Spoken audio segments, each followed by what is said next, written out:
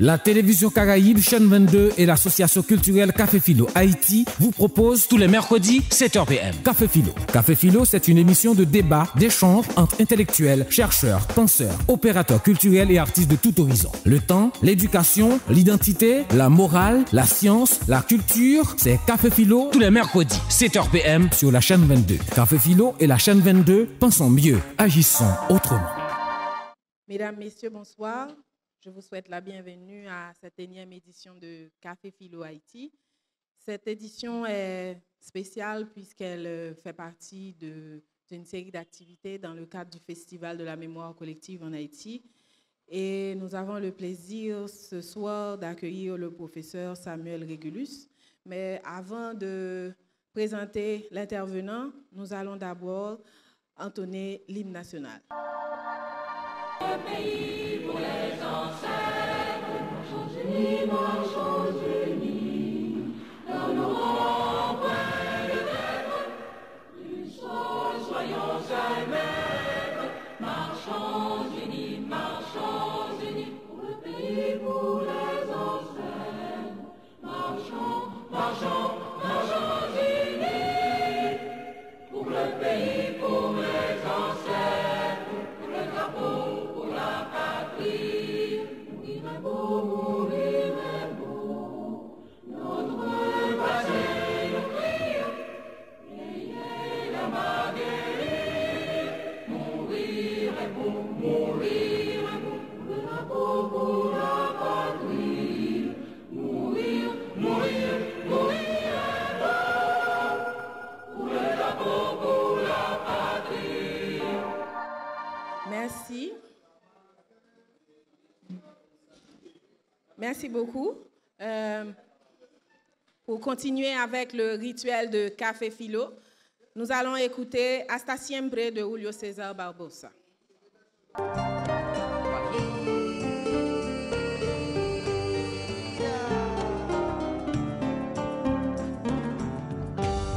Aprendimos a quererte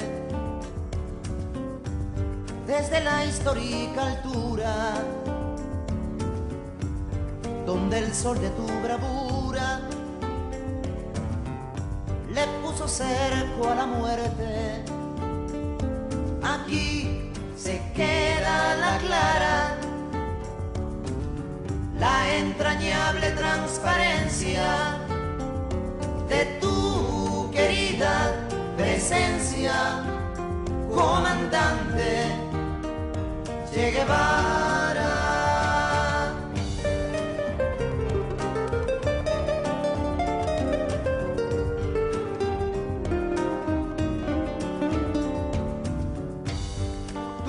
Gloriosa y fuerte, desde la historia dispara, cuando todo Santa Clara se despierta para verte. Aquí se queda la clara, la entrañable transparencia de tu querida presencia, comandante Che Guevara.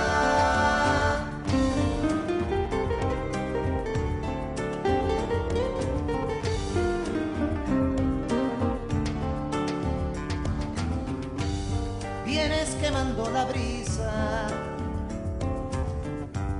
con soles de primavera para plantar la bandera con la luz de tu sonrisa. Aquí se queda la clara, la entrañable transparencia de tu querida presencia, comandante Che Guevara.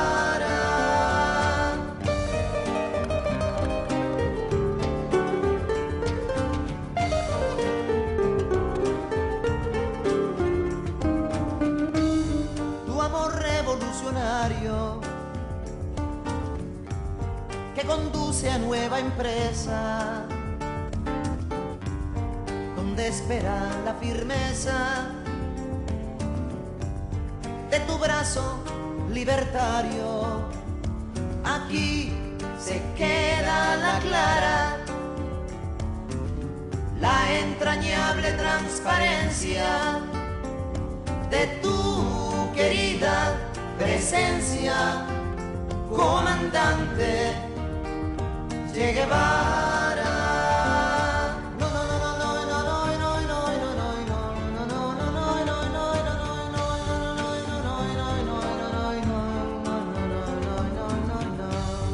Seguiremos adelante, como junto a ti seguimos, y con Fidel te decimos, hasta siempre, comandante. Aquí se queda la clara, la entrañable transparencia de tu querida presencia, comandante Che Guevara.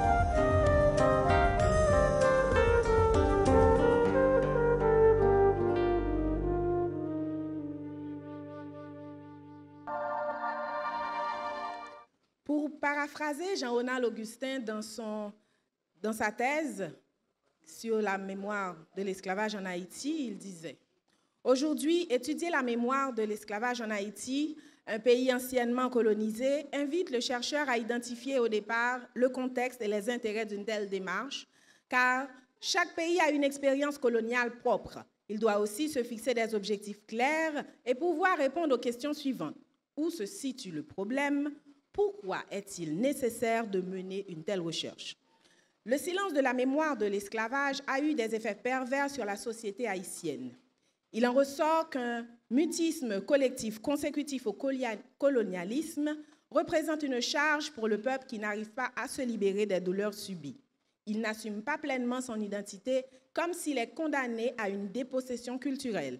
Chaque catégorie sociale, pauvre, riche, élite, en Haïti, veut se construire son propre imaginaire culturel semblable au modèle occidental, européen et nord-américain.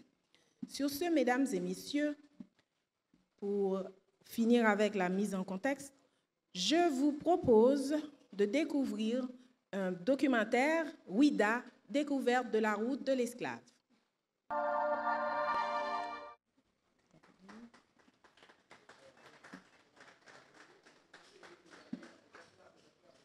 Nous remercions le docteur Samuel Régulus d'avoir répondu présent pour cette édition de Café Philo telle que je vous l'ai annoncé au départ. Il est professeur à l'Université d'État d'Haïti. Il est membre du comité scientifique international de l'UNESCO sur le projet La route de l'esclave. Ce soir, il va nous parler de la route de l'esclave. Ce projet, qu'est-ce que c'est? Qu'en est-il? Pourquoi on en parle aujourd'hui? Pourquoi Haïti fait partie de ce projet? Et il va aussi nous dire la mémoire de l'esclavage en Haïti. Est-ce qu'il y a une mémoire? Qu'est-ce qu'on en fait? À quoi ça sert? Mesdames et messieurs, sous vos applaudissements, le docteur Samuel Régulus. Bon, je dis bonsoir à tout le monde et merci à Muriel de m'avoir donné cette occasion, cette opportunité d'échanger avec vous autour de cette problématique combien importante pour Haïti.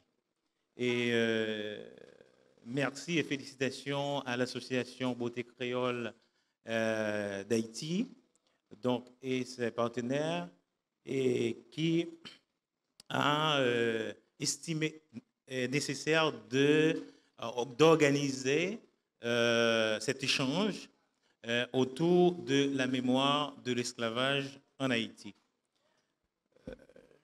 Je commence dans le cadre de cet exposé et à présenter, en fait je vais présenter le contexte, la justification, les objectifs du projet La Route de l'esclave. Et si on aura le temps, on verra la gestion de la mémoire de l'esclavage en Haïti avant de conclure. Lancé le 1er septembre en 1994 à Ouidah, au Bénin, le projet La Route de l'esclave de l'UNESCO a révélé au monde une histoire de l'humanité cachée par la honte et la culpabilité. C'est l'histoire d'une tragédie qui détient des records de cruauté que l'homme, dans sa quête de richesse et de gloire, est capable d'infliger à son semblable. On est en face de la plus grande déportation forcée de l'homme, de femmes et d'enfants, entre 12 à 18 millions de personnes, selon les spécialistes. On peut comprendre cela car la durée de vie d'un esclave dans les champs, dans les plantations, ne dépassait pas 7 ans. Donc, il fallait augmenter, intensifier la traite, le processus de la traite.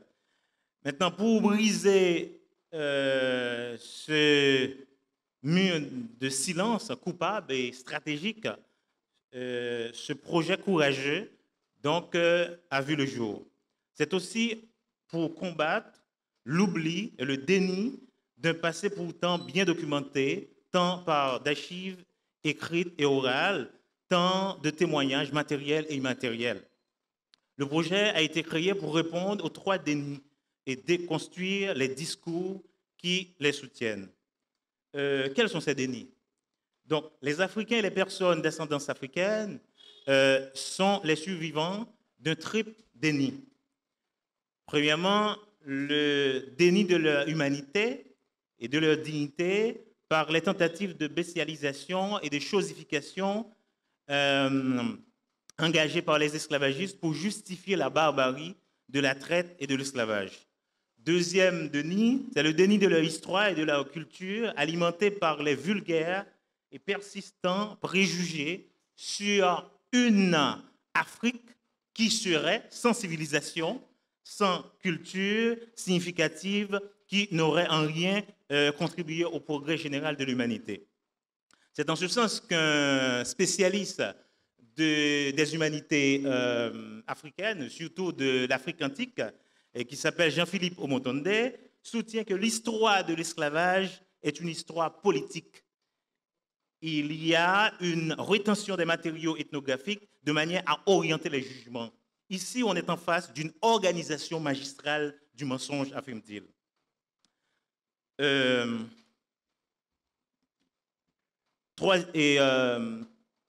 Troisième déni, c'est déni de leur citoyenneté par toute une sorte de politique de marginalisation sociale, politique et culturelle. Plus que toute autre communauté humaine, ces personnes ont été et continuent d'être victimes de la stigmatisation et la plus primaire, mais la plus efficace et durable qui soit, car elle est basée sur l'apparence physique et sur le taux de mélanine qui détermine la couleur de la peau. Ce regard discriminant a fini par les emprisonner dans l'imaginaire des autres et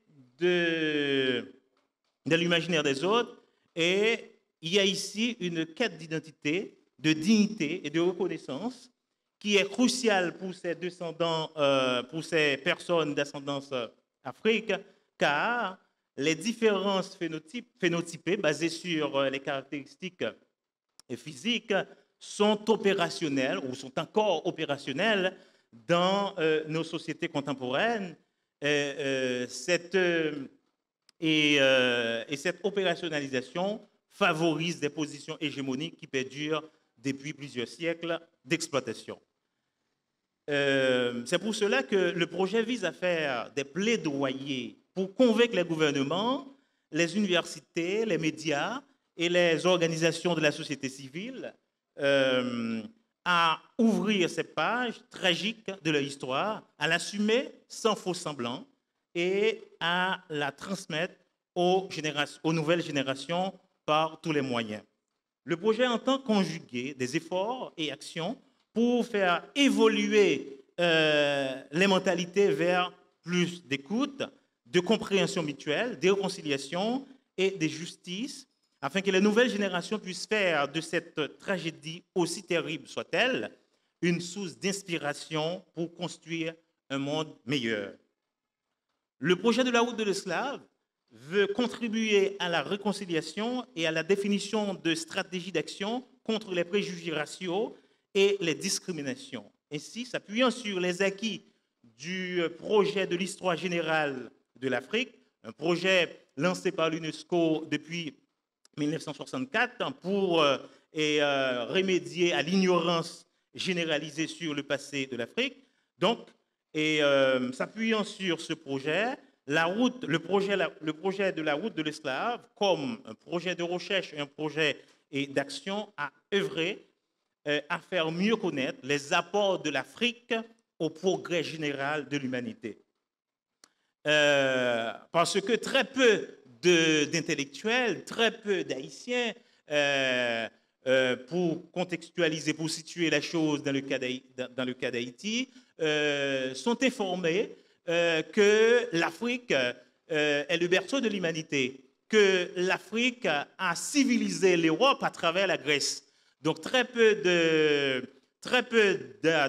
d'Haïtiens est au courant que, n'est-ce pas, l'Homo sapiens sapiens a vécu pendant près de 100 ans. Et qu'est-ce qu'il faisait pendant ce laps de temps? Eh bien, il faisait des jeux d'esprit comme les mathématiques, la philosophie, les arts, etc. Et même les exercices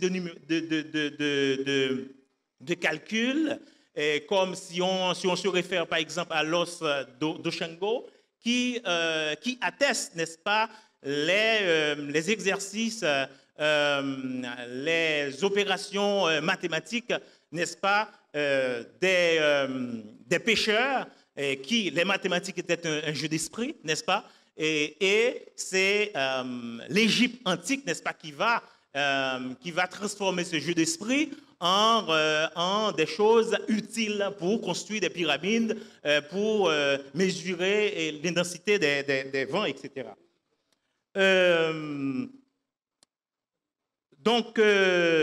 Justement, ce projet a participé à la déconstruction des théories monstrueuses élaborées pour justifier l'esclavage et la colonisation. Il a montré comment cet héritage a façonné notre monde moderne en termes de disparité et d'inégalité dans les structures sociales, dans les relations géopolitiques et économiques.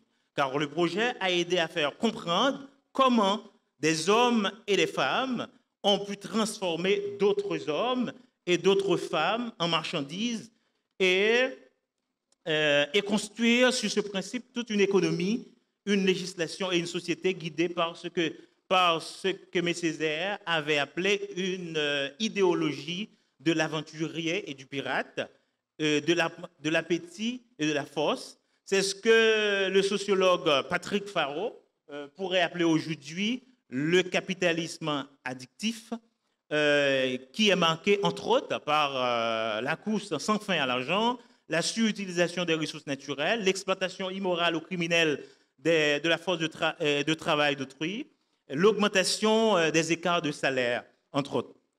Donc, comme a souligné le sociologue, dans ce contexte, un monde meilleur passera par une nécessaire désintoxication individuelle et collective d'un capitalisme addictif qui n'est pas moins néfaste qu'une drogue dure. Il faut noter que ce projet, qui a bien réussi à inscrire cette stratégie dans les agendas internationaux et nationaux, il a permis à l'UNESCO de jouer un rôle déterminant au sein de l'ONU pour la reconnaissance en 2001 de la traite et de l'esclavage comme crime contre l'humanité. Donc, grâce à ce projet, l'UNESCO a pu convaincre l'ONU à proclamer en 1998, le 23 août, donc on est réunis ici dans le cadre de la commémoration autour du 23 août, des activités autour du 23 août. Donc, ce projet n'est-ce pas, a pu convaincre l'ONU à proclamer en 1998, le 23 août, comme journée internationale du souvenir de la traite négrière et de son abolition. Elle est enfin intervenue pour inciter l'ONU à désigner 2004, en référence à Haïti, comme l'année internationale de commémoration de la lutte contre l'esclavage et de son abolition pour célébrer le 200e anniversaire de la Révolution haïtienne qui avait triomphé de l'esclavage.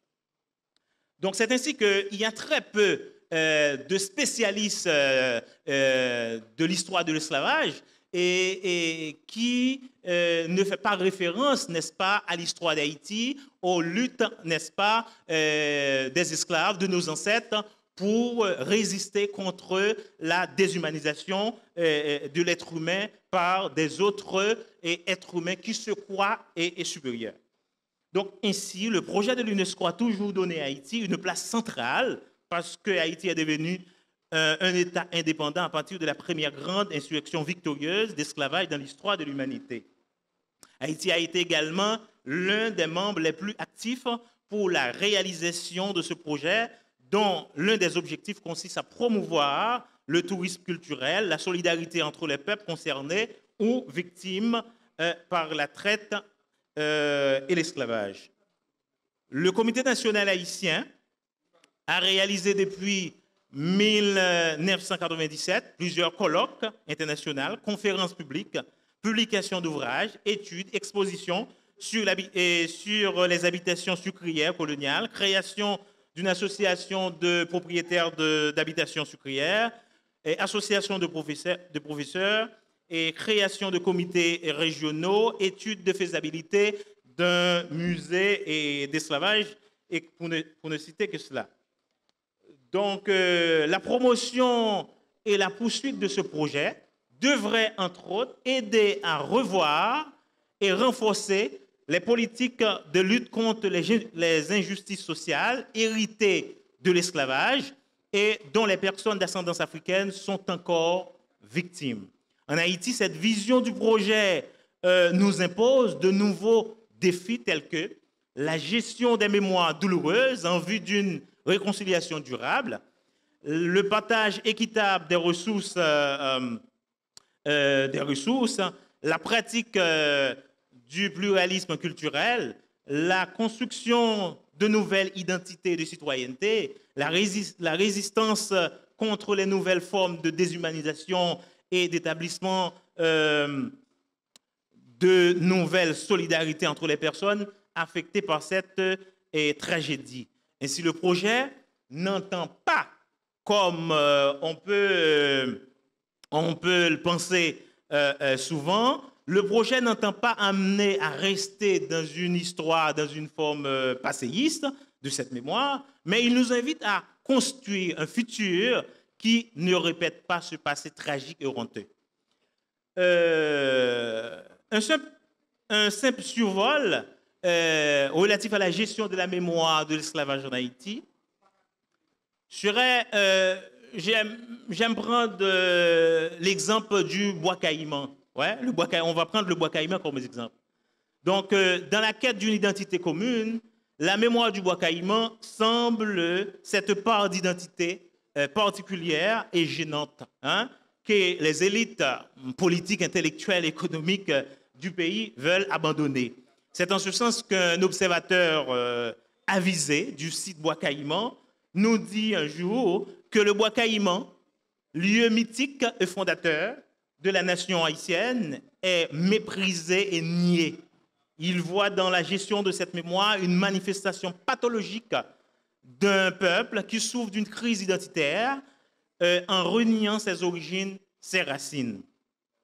Donc, je pourrais poser une question comme pourquoi, par exemple, aujourd'hui, on fête officiellement 15 août et, en Haïti et non 14 août. Hein? 15 août, c'est congé, et pourquoi pas 14 août?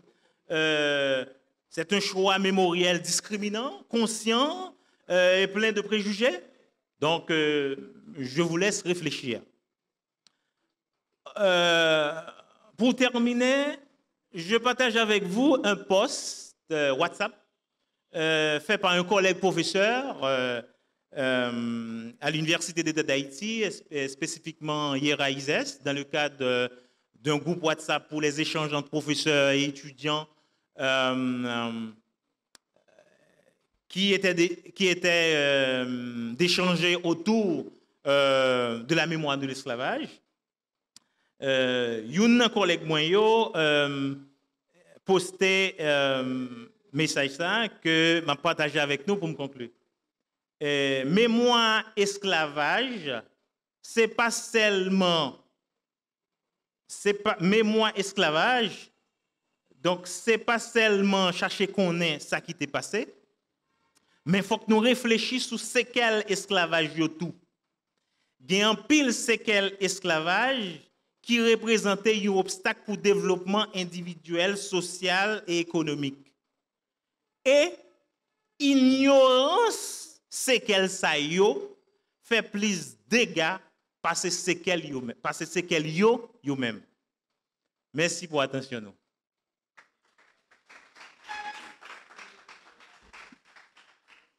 Merci au professeur Régulus de nous avoir fait voyager dans le cadre du projet La route de l'esclave et la mémoire de l'esclavage en Haïti. Alors, avant de prendre vos questions, pour un peu placer ce festival dans son contexte, je dirais que le festival est initié par l'Association culturelle Beauté Créole Haïti, qui n'a pas voulu laisser passer sous silence ces événements historiques importants de notre histoire.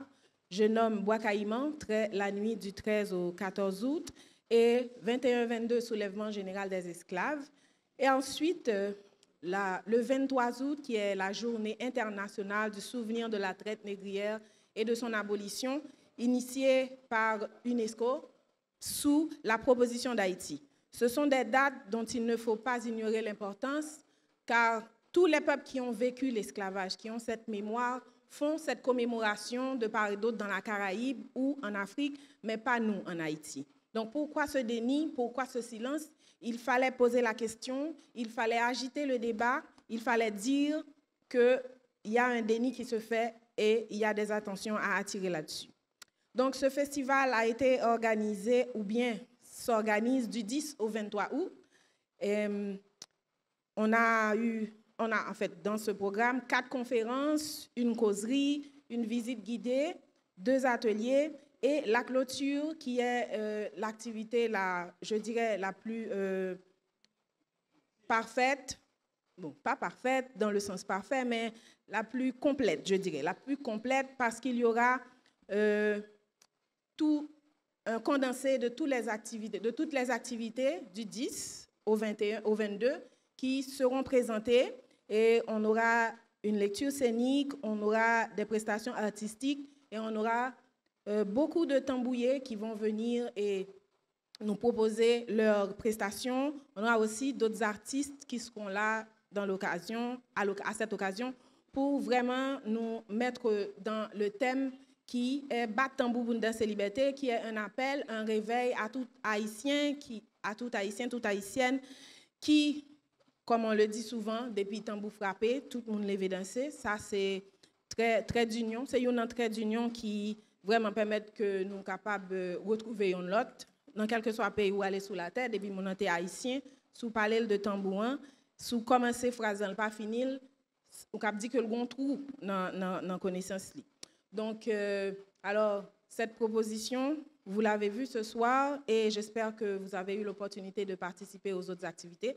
Sinon, comme je vous l'ai proposé, le jeudi 23 au BNE, qui est le Bureau national d'ethnologie au Champ de Mars, vous aurez la possibilité de vivre le résumé, le condensé de toutes les activités qu'il y a eu et de participer tant ludiquement que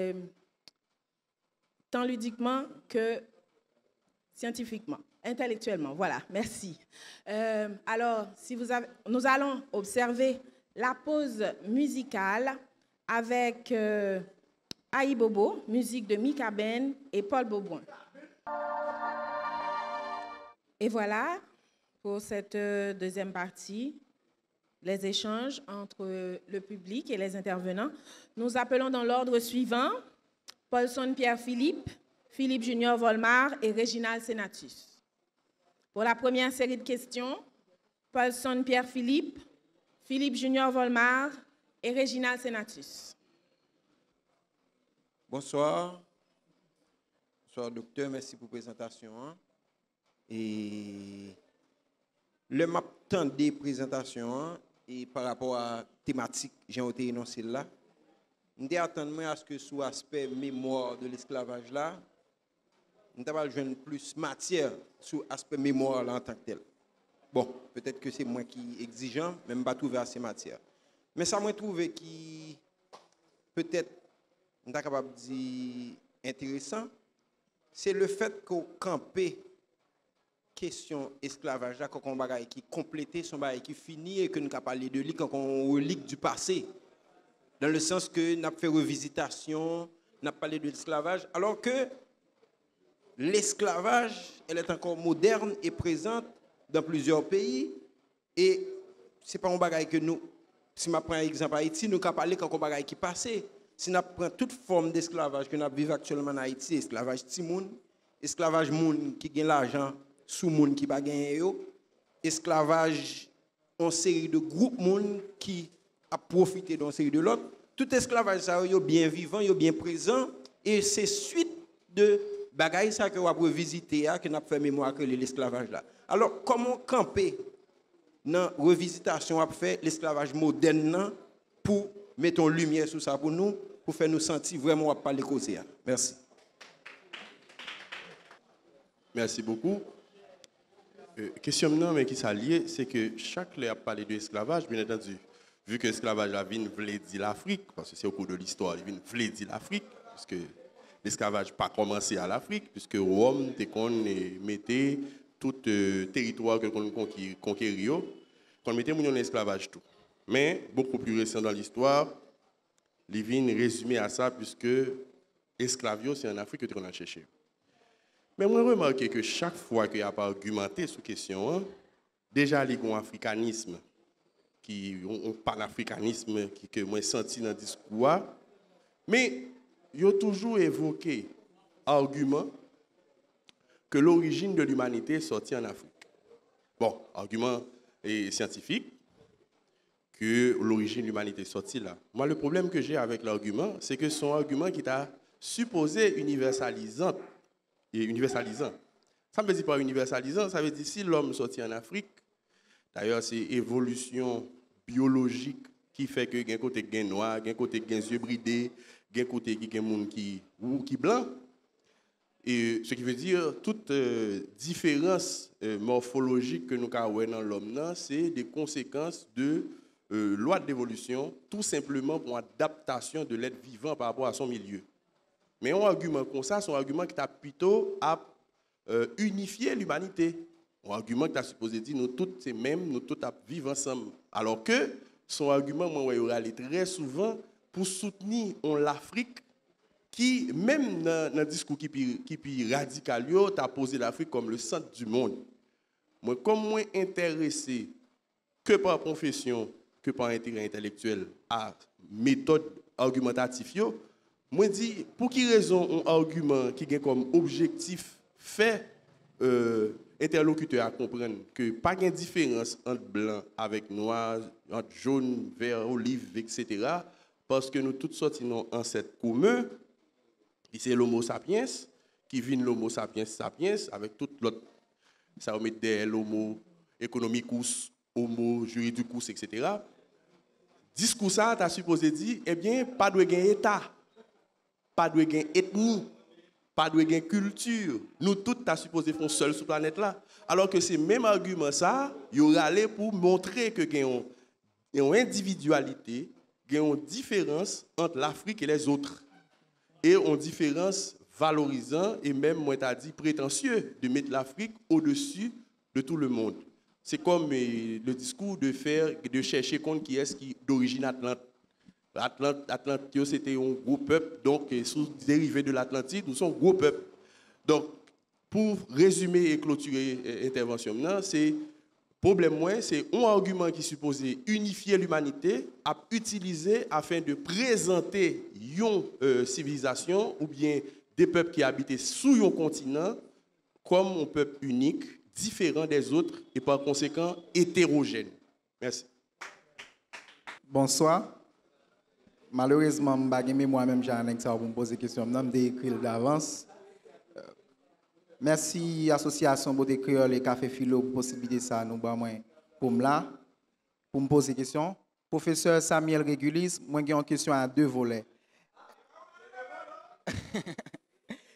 Est-ce qu'on a une approche personnelle par rapport à la route de l'esclavage et la mémoire de l'esclavage en Haïti? Si oui, qui s'allie? Merci. Bon, merci pour question pertinente qui a adressée à même. Première question qui était posée par Paulson. C'est parce que les patrons ils étaient sous question mémoire de l'esclavage en Haïti.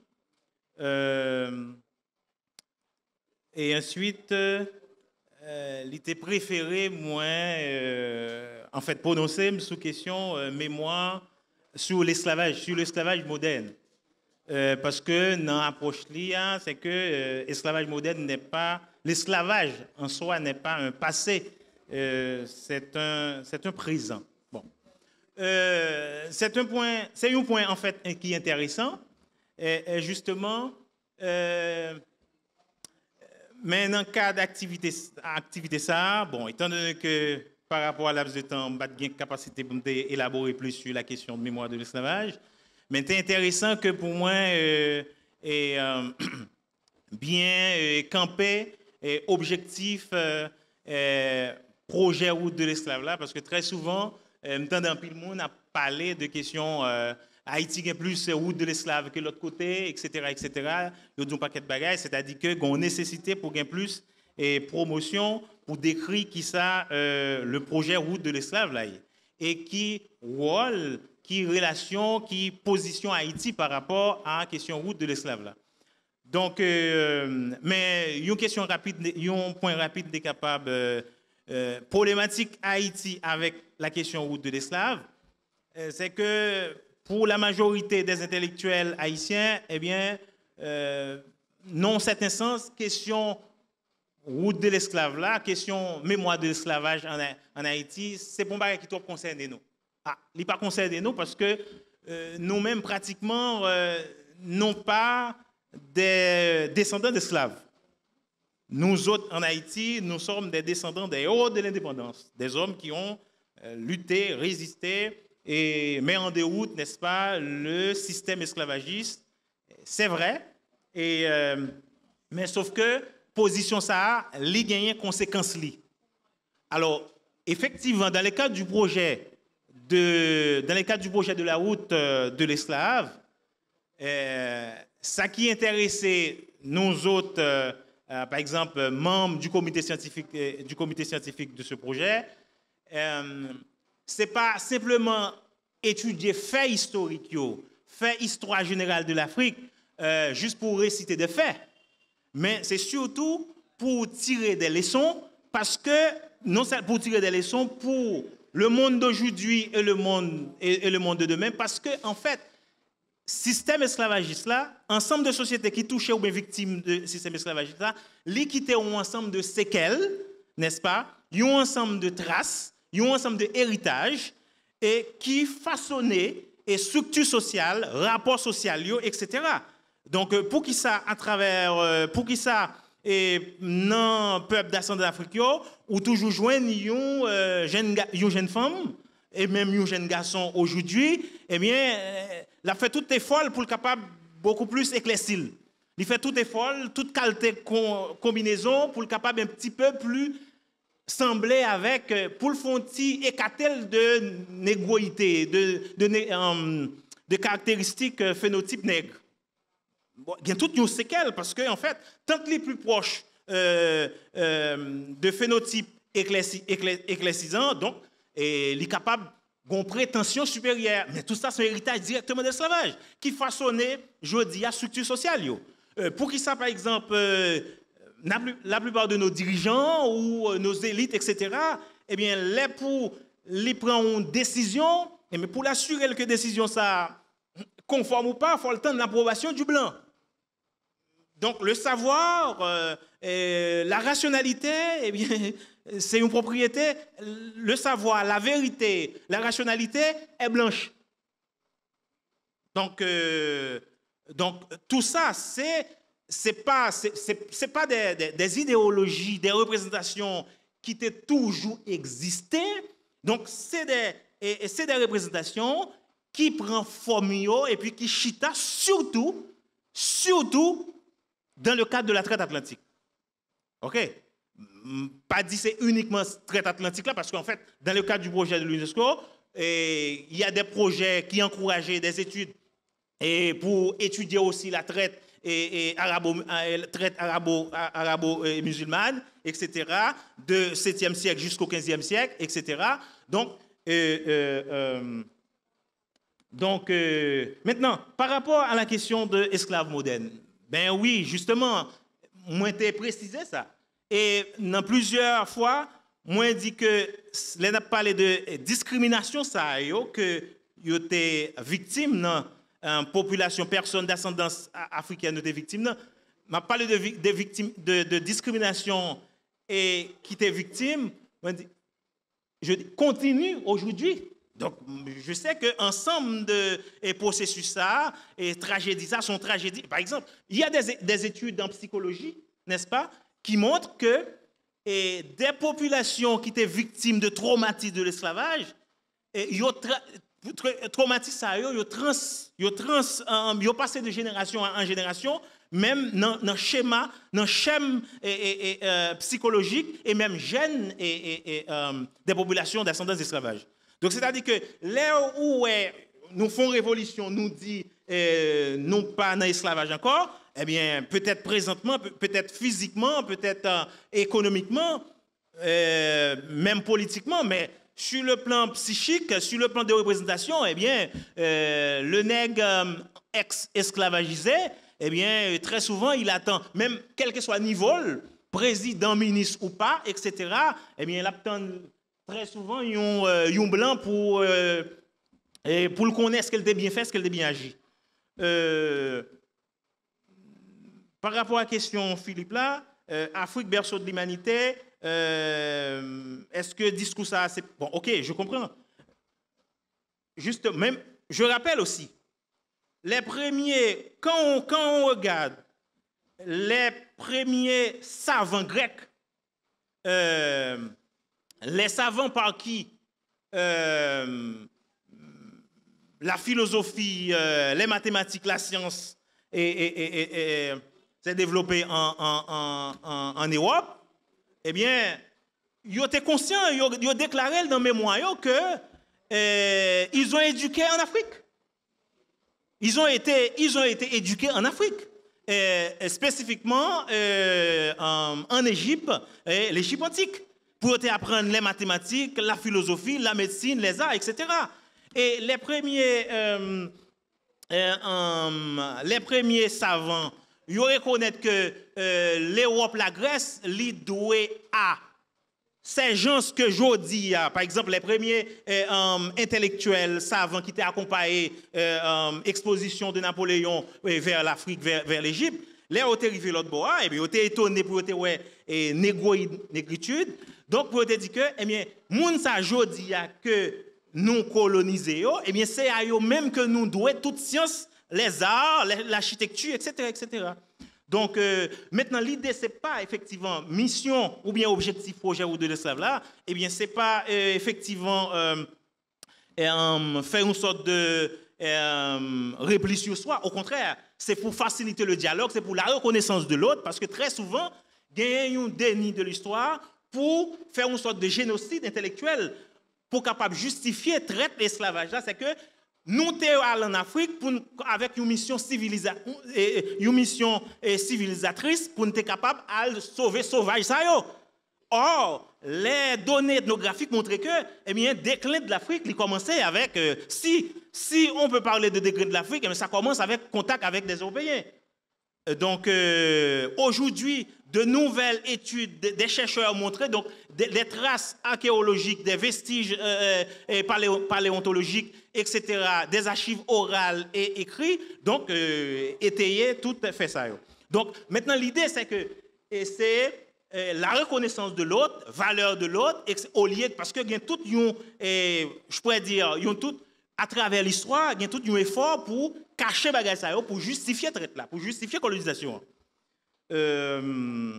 Maintenant, justement, l'idée, ce n'est pas refermer sur l'Afrique, mais de préférence de faciliter les dialogues, la reconnaissance de l'autre. Approche personnelle, l'approche personnelle sur la mémoire de l'esclavage en Haïti. Et sur quoi? Bon, le constat gagne une nécessité, effectivement, pour engager, pour faire plus promotion sur la nécessité pour réouvrir l'histoire ou bien enseigner l'histoire de l'esclavage en Haïti, justement parce que très souvent, c'est ça que FMD dit que les Haïtiens, et fait pervers, elle dit lui-même, il ne pas reconnaître comme descendant d'esclaves, mais de préférence descendant héros, mais très souvent, le dirigeant, ou bien nos dirigeants, nos élites, très souvent, ils oublient pour qui ça? Et qui idéologie pour qui ça, les ancêtres nous ont été gourmets contre le système esclavagiste là, très souvent dans le rapport social, ils ont répété, ils ont repris le même rapport que l'eux. Ce n'est pas sans raison que il y a toute disparité ça entre celui qui se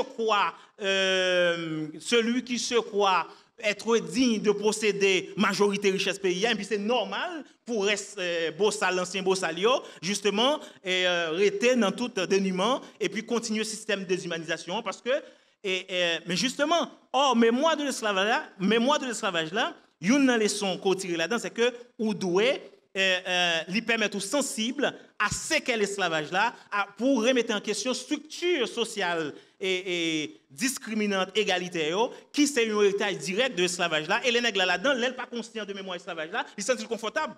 Ils se sentent confortables pendant que là, on orgueille que Haïti, c'est un pays qui a effectivement contribué pour gommer contre le système esclavage là, alors que dans le rapport socio-économique, il a reproduit même système esclavage là. Merci, professeur. Place à la deuxième série de questions. J'appelle Jules Armand Joseph, Isaac Noël, Johnny Lundi. Je salue les gens qui ont suivi l'activité. Je salue les gens qui sont sur le panel là. Et puis, je vais dire des bagailles. Ce qui passe, c'est que l'intervenant clé dans la parole là, c'est le projet la route de l'esclave là, il vient présenter. Soit dans le comité scientifique là, c'est lui qui prend le travail qui propose, garder pertinence. Mais son projet lié. Le projet c'est le financement qui gagne pour un ensemble de travail qui a fait sous thématique ça. Et lycée, dans le comité scientifique, à l'autre monde encore, mais c'est UNESCO qui porte. Il clair. Son projet, il vient présenter. Il n'est pas entré fond dans qui ça, civilisation européenne, dans contact avec l'autre, comme esclavage, comme impérialisme, comme capitalisme, comme tout ça, tout défaut l'humanité produit, qui baille. Mais côté moi, j'ai un petit problème avec l'intervenant, c'est dans le rapport avec Haïti. Là, ce n'est pas mémoire esclavage à nous faire en Haïti nous-mêmes, c'est mémoire liberté. C'est là le casser pied. Parce que Haïti pas esclave, ou pas besoin de trace esclave, ou pas besoin de trace traumatisme esclave dans le pays parce que son paquet de monde libre qui là, Jean le te dit, nous pas descendants esclaves.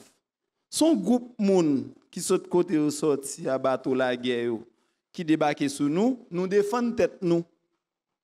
Yo continue venir sur nous toujours, n'a continué défendre tête nous.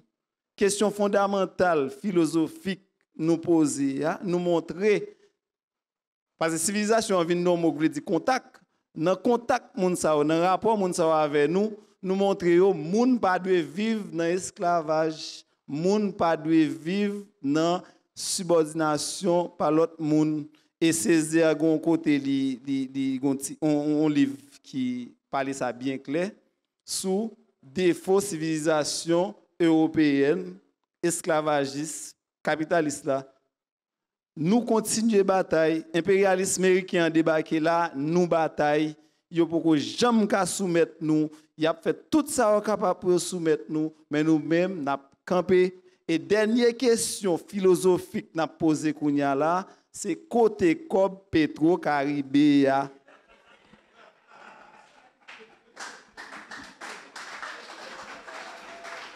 Merci à la Radio-Télévision Caraïbe de nous offrir cette possibilité et merci à Café Philo d'ouvrir le débat.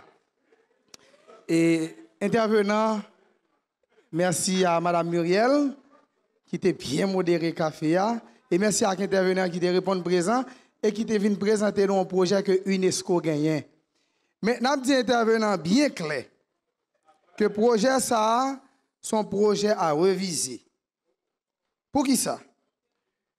L'objectif du projet, c'est de résoudre ou encore de rendre, de construire un monde meilleur. C'est ça le dit. Mais le problème de l'esclavage est-il résolu?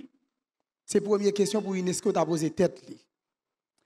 Et généralement, quand il y a ce genre d'activités, ce sont toujours des initiatives occidentales. Moi-même, je posé M. Monsieur dans l'Orient aux questions. Pour qui ça va pas jamais prendre des initiatives comme telles? Si on prend, pour qui ça va pas arriver sur Haïti? Et l'autre problème qui posait dans le projet de la route de l'esclave et la mémoire de l'esclavage en Haïti, c'est pour parler de mémoire ou pour parler de l'esclavage en Haïti, il faut bien résoudre d'abord le problème des archives. Nous pas réellement contre qui est Dessalines payé, qui l'a été faite, quand elle sortit, est-ce qu'elle était faite bon ici? Trois discussions faites sur bagage. Il faut résoudre le problème des archives pour parler de la route de l'esclave et de la mémoire de l'esclavage en Haïti. On dit à UNESCO de repenser la situation, de corriger son cahier. Bonsoir et m'a félicité l'Association culturelle Beauté Créole Haïti qui intéressait la question mémoire de l'esclavage en Haïti. C'est vraiment rare qu'il y ait des structures qui chita sur deux causer comme ça. Mais premièrement, je voulais dire que Les routes de l'esclavage sont une série de 4 films documentaires qui sont publiés par la chaîne franco-allemande.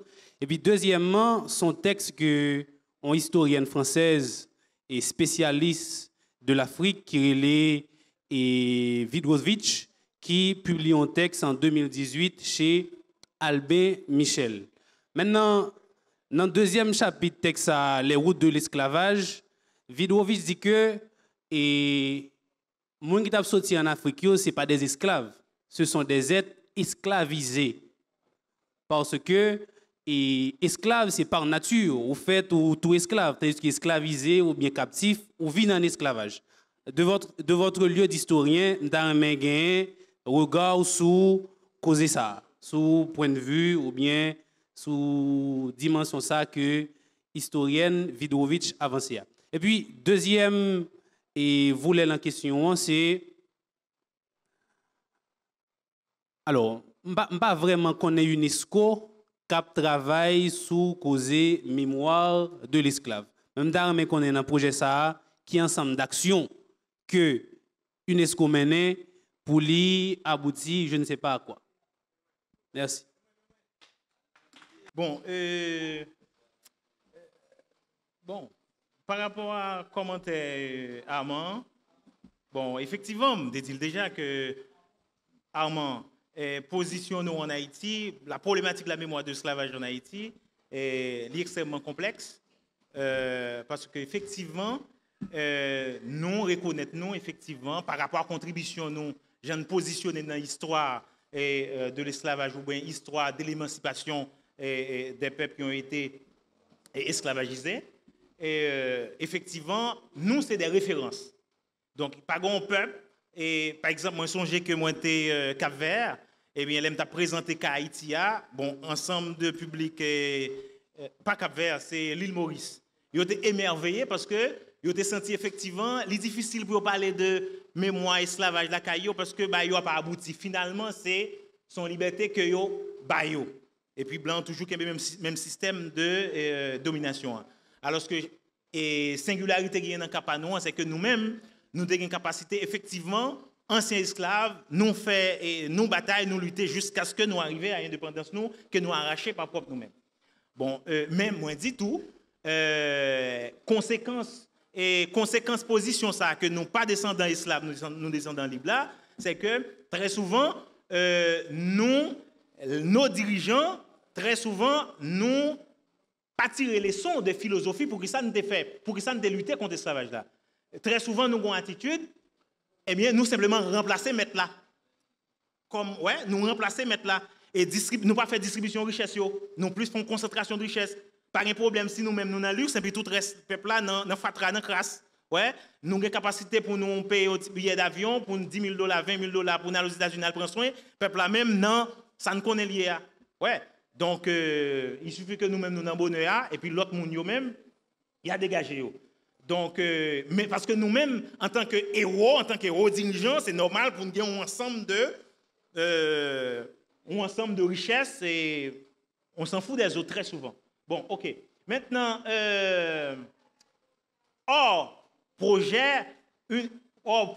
philosophie projet, objectif projet, c'est permettre nous rappeler nous pour nous attacher à objectif, raison qui fait nous lutter contre le système esclavagiste là. Donc, si nous luttons contre le système esclavagiste là, de nos jours, eh bien, velléité pour structure sociale, héritage, qui est héritier de l'esclavage là, perdurer, velléité est toujours là, velléité ça toujours là.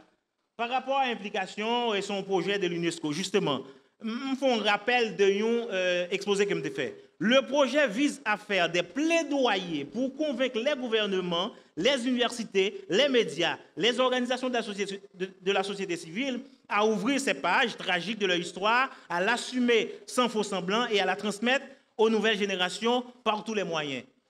Haïti, par rapport à la mémoire, par rapport au projet de l'esclave, Haïti, c'est une référence, son référentiel.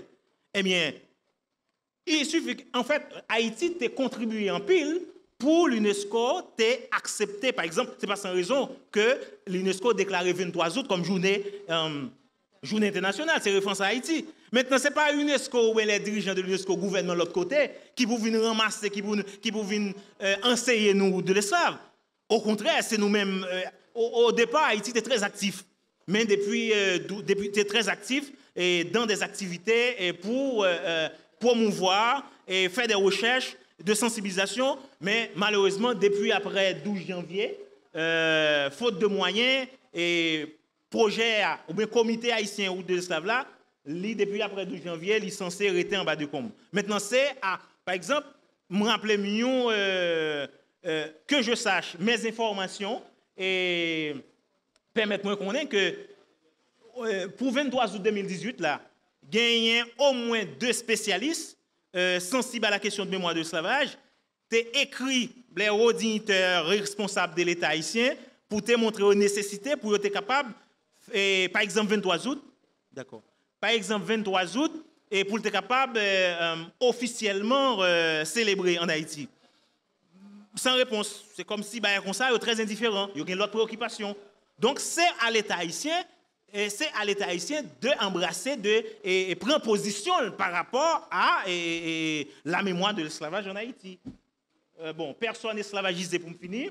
Oui, effectivement, et concept ça, ils font débat parce qu'en fait, anglais permet tout dire. C'est personnes effectivement qui ont été esclavagisées. Mais malheureusement, les Français ont une difficulté pour le traduire. Mais effectivement, expression qui est correcte là, c'est pas personne, on ne parle pas des esclaves, c'est comme si c'est pas nature que l'esclave, mais de préférence personnes esclavagisées ou personnes qui ont été mises en esclavage. Donc c'est plus correct, ça correspond mieux à la réalité. Merci pour votre attention. Merci tout le monde. Merci au docteur Régulus de nous avoir offert ce café. Et rendez-vous jeudi 23 août, 5 h, Bureau national d'ethnologie pour la clôture des activités du Festival de la mémoire collective en Haïti. Merci beaucoup. En carton yo palais, il dit ou mérité, ou pas te doit te lever, ou pas te doit te t'aimer, c'est fierté ou gagner, pas laisser yo blessé, pas laisser yo blessé. Nous c'est un seul père descend en bacal à ma chambre, et puis moi c'est même bitin, c'est même bitin. Ni ça qu'a fait plein des autres pour nous pas vivre ensemble. Et vous et moi, c'est yon et l'autre, c'est yon dans l'autre. Mais là tout vite a brûlé, faut non fin calculer, faut yo apprendre peser, c'est qui bon ça y mauvais. Mais t'es en liberté.